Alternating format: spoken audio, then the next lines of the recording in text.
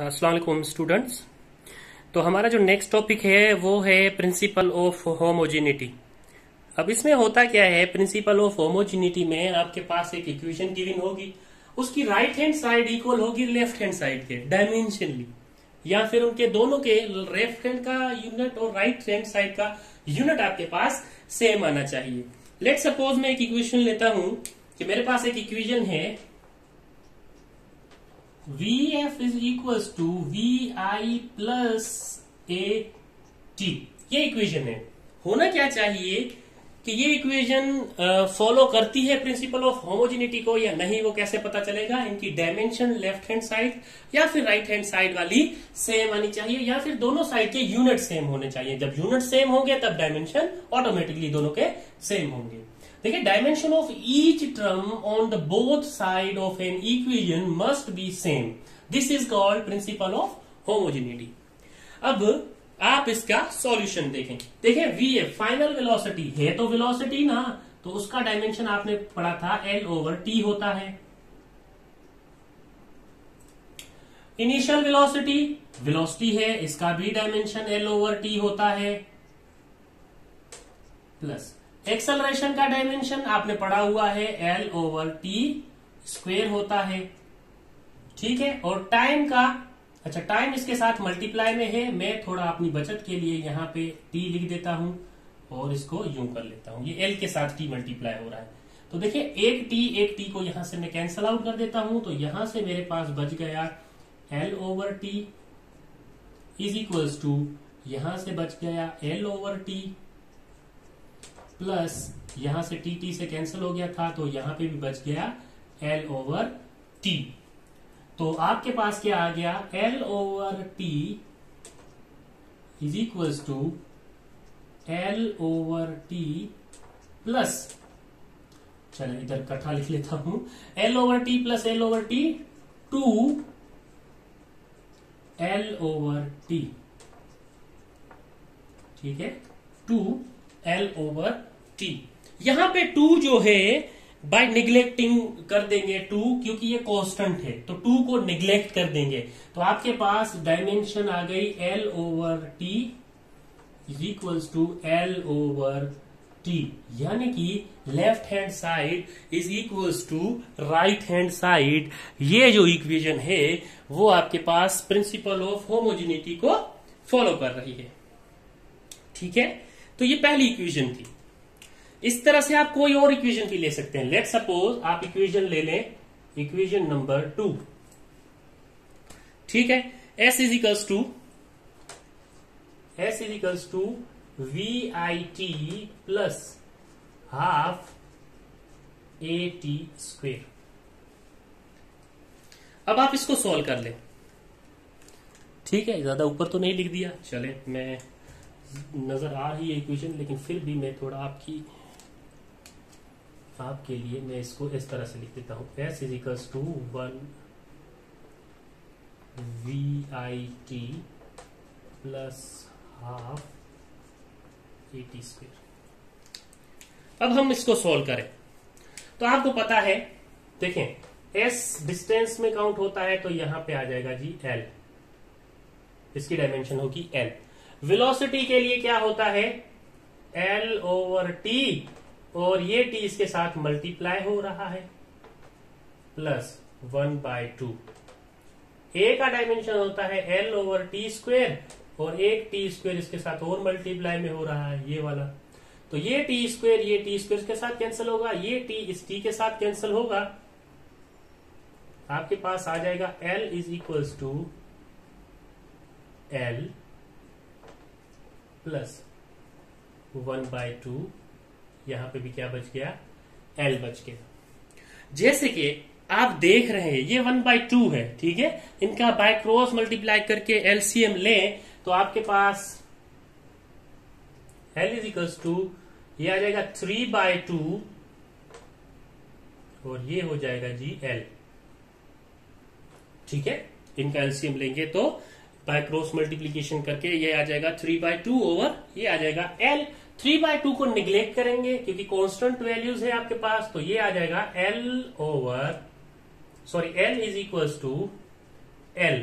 यानी कि ये इक्वेशन से भी आपके पास ये साबित हुआ कि यहां पे लेफ्ट हैंड साइड इक्वल है राइट हैंड साइड के। तो आप ये कह सकते हैं कि ये इक्वेशन भी किसको फॉलो कर रही है, प्रिंसिपल ऑफ होमोजेनिटी को। चलें अब इक्वेशन नंबर 3 पे आ जाते हैं।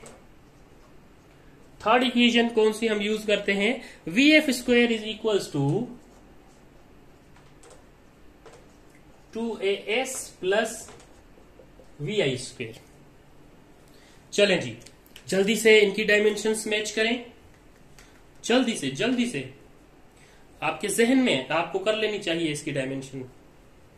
कर ली? चलें अब हम देखते हैं अगर आपने ये कर ली है तो। ये देखें वेलोसिटी का स्क्वायर है यानी कि L/T का भी होल स्क्वायर यानी कि L स्क्वायर और ये T square is equals to 2A की डायमेंशन क्या होगी एक्सेलरेशन की, L/T। S की डायमेंशन क्या होगी, L प्लस V की डायमेंशन होती है L/T और इनका स्क्वायर है तो ये L का स्क्वायर और ये T का square and then square bracket. तो यहां से ये L इंटू L, इसको मैं सिंपल अगर ये करूं तो L इंटू L स्क्वायर होगा, तो ये मैंने शॉर्ट कर दिया इसको। तो मेरे पास एक फायदा ये हुआ कि एक स्टेप मैंने बचा लिया अपना, एक स्टेप बचा लिया, जाहिर सी बात है एक स्टेप मैंने अपना खुद का बचा लिया है। इसको मैं कैसे लिख सकता हूं, आपको पता है इसको मैं इस तरह से भी लिख सकता हूं, इस T को ऊपर लेके आना है तो मेरा दिमाग डायरेक्ट वो आंसर पिक कर रहा है। T-2 is equal to 2L square T-2 plus L square T-2। इसको मैं इस तरह से भी लिख सकता हूं। चले अब देखिए L square T-2 L square T-2 और ये 2 प्लस 1 L स्क्वेयर T-2 क्या हो जाएगा आपके पास, L square T-2 is equal to 3 L square T-2। 3 को निग्लेक्ट करेंगे, क्यों, क्योंकि ये कांस्टेंट है। तो आपके पास L square T-2 is equal आ जाएगा L स्क्वेयर T-2 के। तो ये देखें लेफ्ट हैंड साइड और राइट हैंड साइड इक्वेशन जो है वो इक्वेट कर रही, इक्वल आ रही है, ठीक है। तो ऐसी इक्वेशंस को हम कहते हैं कि ये इक्वेशन वो इक्वेशंस होती हैं जिनकी लेफ्ट हैंड टर्म जो है या लेफ्ट हैंड साइड जो है इक्वल आ रही हो राइट हैंड साइड के, तो आप उसको कहते हैं ये इक्वेशन किसको फॉलो कर रही है, प्रिंसिपल ऑफ होमोजेनिटी को। जल्दी से इसको नोट करिए। तो हम आगे की तरफ बढ़ते हैं। अब आगे की तरफ हमारे पास कुछ इक्वेशंस हैं, उसके बारे में हमें बताना है कि जी ये फॉलो करती है या नहीं, इक्वेशंस फॉलो करती है भी के या नहीं प्रिंसिपल ऑफ होमोजेनिटी को। देख लेते हैं, चले लिख लिया, ओके। ये हम मिटा देते हैं और इक्वेशन हम यहां से शुरू करेंगे। लेट सपोज आपके पास पहली इक्वेशन है या 3 वो हम कर चुके हैं, चौथी इक्वेशन, ठीक है। मैं फ्रेम में देख लूं सही आ रहा है, जी हाँ। तो आपके पास है T square is equals to 4 pi square R square over G। अब ये बताना है कि ये डायमेंशनली करेक्ट है या नहीं है। अब डायमेंशनली करेक्ट है या नहीं है उसके लिए आपको इसका डायमेंशन और इसका डायमेंशन निकालना होगा, फिर इक्वल रख के देखना होगा कि क्या आ रहा है। उसके बाद आप बता सकते हैं कि डायमेंशनली करेक्ट है या नहीं है। टाइम के लिए आप T यूज करेंगे डायमेंशन के, और रेडियस के लिए आप L यूज करते हैं, ये आपको पता है। तो टाइम के लिए ये आपने T का स्क्वायर कर लिया। चलिए मार्कर थोड़ा चेंज यूज करते हैं यहाँ पे, और यहाँ पे करते हैं इसको सोल्व। तो ये आ गया जी आपके पास T का स्क्वायर। अब 4 आपके पास जो है वो कांस्टेंट है, ठीक है। लेकिन एक बात अगर आपको मैं बताना चाहूं कि ग्रेविटेशनल कांस्टेंट जी की आपने डायमेंशन निकाली थी एम इनवर्स, बताएं, M inverse L cube T power -2, आपको याद हो तो, याद आ गया? जी हाँ, बिल्कुल याद आ जाना चाहिए। चलें, रेडियस का स्क्वायर, ये 4 पाई जो है 4 पाई स्क्वायर, ये क्या है? कांस्टेंट है, इससे हमें कोई मतलब नहीं है, ठीक है, कांस्टेंट हम नहीं ले रहे। आर का स्क्वायर, रेडियस का स्क्वायर यानी कि मीटर का स्क्वायर यानी एल का स्क्वायर, ठीक है। अब ग्रेविटेशन वाली वही इक्वेशन आप पुट कर दे जो आपने निकाली थी, एल क्यूब और टी इनवर्स 2। अब ये यहां से कैंसल आउट हो जाएगा, जी बिल्कुल होगा, ठीक है। तो आपके पास क्या आना चाहिए? आपके पास आना चाहिए T square is equals to, ये ऊपर जाएगा तो प्लस का हो जाएगा, ये एक बचा माइनस का हो जाएगा, ये प्लस का हो जाएगा। तो आपको ये इक्वेशन क्या डायमेंशनली करेक्ट लग रही है? तो आप यहां पे लिखेंगे ये इक्वेशन क्या नहीं है, किसको नहीं फॉलो करती? ये इक्वेशन प्रिंसिपल ऑफ होमोजेनिटी को फॉलो नहीं करती। इसका मतलब आपने ये इक्वेशन में ये बताना था कि होमोजेनिटी को फॉलो करती है या नहीं करती, तो नहीं करती तो आप ये लिखेंगे कि इज नॉट करेक्ट, ठीक है, नॉट करेक्ट। क्यों? क्योंकि आपने होमोजेनिटी इक्वेशन को देखना है, left hand side right hand side के इक्वल है, इक्वेट कर रही है या नहीं, तो यहां पे नहीं कर रही तो नॉट करेक्ट, ये होमोजेनिटी प्रिंसिपल को फॉलो कर ही नहीं रही इक्वेशन। चले, एक और इक्वेशन आपके लिए मैं लेके आता हूं, इसमें थोड़ी सी चेंजिंग करके आर का क्यूब कर देता हूं और जी के साथ एम मल्टीप्लाई कर देता हूं। आर का, यहां पे देखें, ये सिर्फ मैंने क्या किया है, आर का क्यूब कर लिया और जी के साथ मैंने एम को मल्टीप्लाई कर दिया। अब ये इक्वेशन यहाँ पे सेम नहीं रही, अब ये इक्वेशन थोड़ी मैंने चेंज कर दी है। अब चेंज करने की वजह से यहाँ पे मैं कुछ चेंजिंग लेके आऊंगा, सो वो देख लें। इसको मैं हटा देता हूं क्योंकि मेरी थोड़ी एनर्जी बच जाएगी अगर मैंने इस तरह से सोल्व किया। चले, यहां पे हो जाएगा जी एल का क्यूब, क्योंकि एल का पावर 3 है और जी के साथ एक एम मल्टीप्लाई हो रहा है, और जब एक एम मल्टीप्लाई हो रहा है तब आपको पता है कि ये -1 का एम है और इनटू यहाँ पे एक और मल्टीप्लीकेशन में एम आया है, तो ये क्या हो जाएगा आपस में, ये -1 को मैं ऊपर लेके जाऊं +1 का हो जाएगा। देखें, इसको मैं इस तरह से कर लेता हूं, देखें ये एम, ये वाला एम है, और फिर ये देखिए ये एम इनवर्स है ना जी का, ये मैं ऊपर ले गया, यहां पे ले गया ऊपर जाके प्लस का हो गया। यहां पे क्या रहा, एल क्यूब और टी इनवर्स 2, ये एम के साथ कैंसल, ये टी क्यूब के साथ कैंसल। अब ये पावर ऊपर जाके क्या बनेगी, ये -2 है, ऊपर जाके +2 बन जाएगी, तो यहाँ पे +2 आ जाएगा, तो ये इस तरह से आ जाएगा। जी हाँ, ये इक्वेशन क्या है, करेक्ट है, ये इक्वेशन करेक्ट है, जो कि फॉलो कर रही है left hand side equal to right hand side को। आपका होमोजेनिटी प्रिंसिपल यहां पे अप्लाई हो रहा है, जो लेफ्ट हैंड साइड आ रहा है वो ही राइट हैंड साइड आपको मिल रहा है। सो इक्वेशन इज करेक्ट, ठीक है। अच्छा, ये थी 4 और 5 नंबर, क्योंकि मैंने इसमें ही एक एडिशन की थी और आपको बता दिया था कि इसके अकॉर्डिंग इक्वल आ रहा है। अच्छा, अब आते हैं हम 6 नंबर पे। 6 नंबर पे आपके पास गिवन है, let suppose t is equals to 2 pi under radical l over g। अब under radical l over g, अब इसकी इक्वेशन आपने इक्वेट करनी है, ठीक है। अब t का डायमेंशन आपको पता है, टाइम का डायमेंशन होता है t।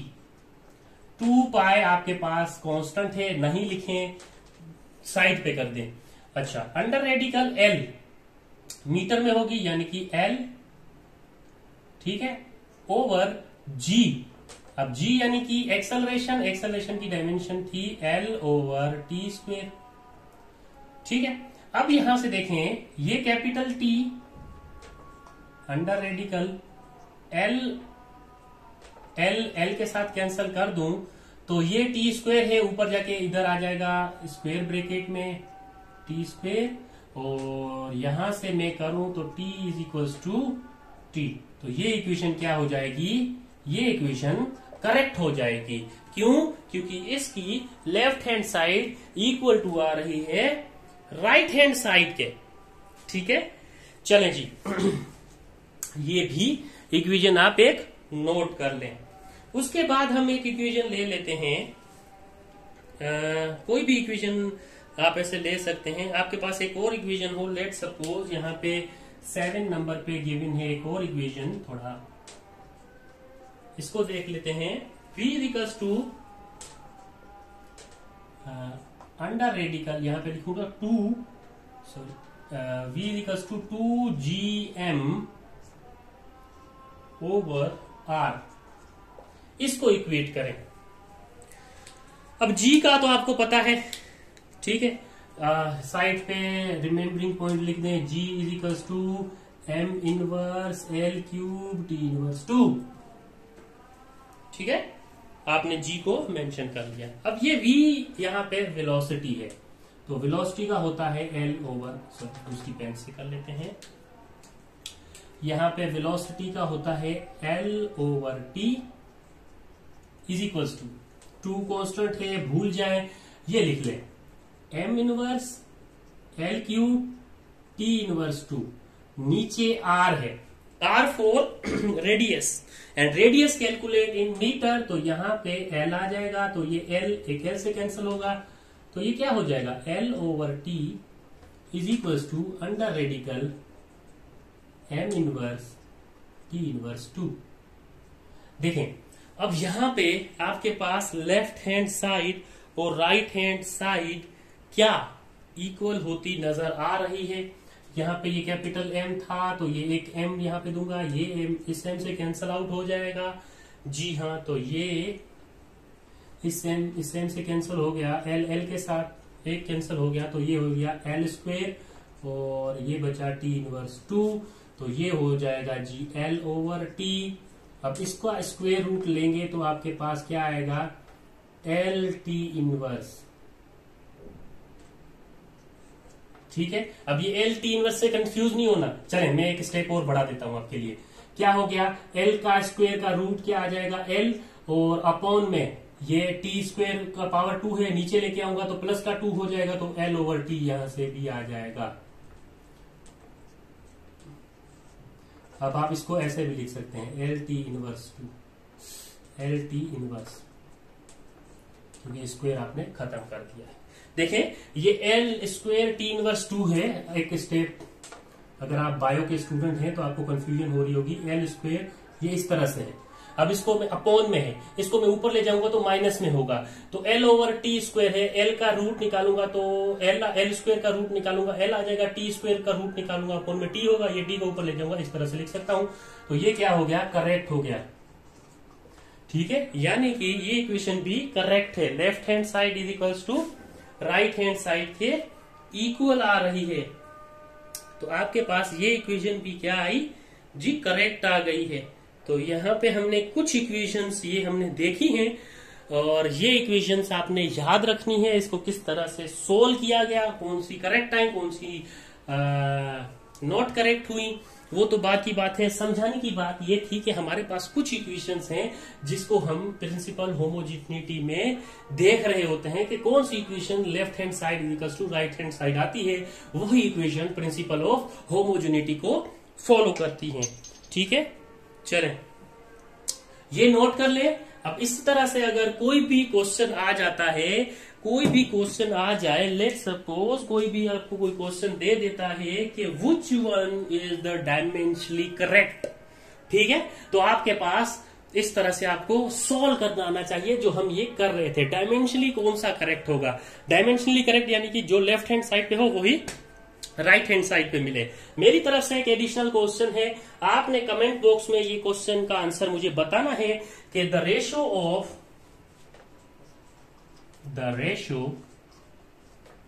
क्वेश्चन है, the ratio of acceleration and velocity will be, आपके पास ऑप्शन है फ्रीक्वेंसी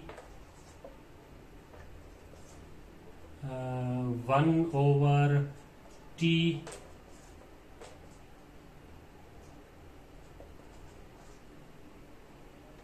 टाइम पीरियड, बी पे है ए एंड बी, और ई पे है नन ऑफ दीज। काइंडली ये क्वेश्चन आपने कमेंट बॉक्स में सॉल्व करके जरूर बताना है, और इसका आंसर क्या होगा और उसकी एक्सप्लेनेशन अगर आपने थोड़ा सा भी कॉन्सेप्ट लगाया है तो वो अपना कमेंट जरूर कीजिए। मैं उसको देख लूंगा कि कितने स्टूडेंट्स इस सवाल का सही जवाब कर रहे हैं। Thank you. इस लेक्चर के बाद हमारा जो चैप्टर नंबर 2 स्टार्ट होगा, क्योंकि डायमेंशन यहाँ पे खत्म होती हैं, यहां से बाहर क्वेश्चन जा ही नहीं सकता डायमेंशन का। ठीक है, होमोजेनिटी प्रिंसिपल को आपने जरूर याद रखना है, क्योंकि डायमेंशनली करेक्ट वाले आंसर आपको याद करने पड़ेंगे। सॉरी, डायमेंशनली करेक्ट वाले जो भी क्वेश्चन आते हैं वो आपको प्रैक्टिस करने पड़ेंगे, और इस तरह के एमसीक्यूज भी बनते हैं कंफ्यूज करने के लिए बच्चों को, लेकिन आपने कंफ्यूज नहीं होना। चले मिलते हैं इंशाल्लाह सेकंड चैप्टर के साथ नेक्स्ट वीडियो में।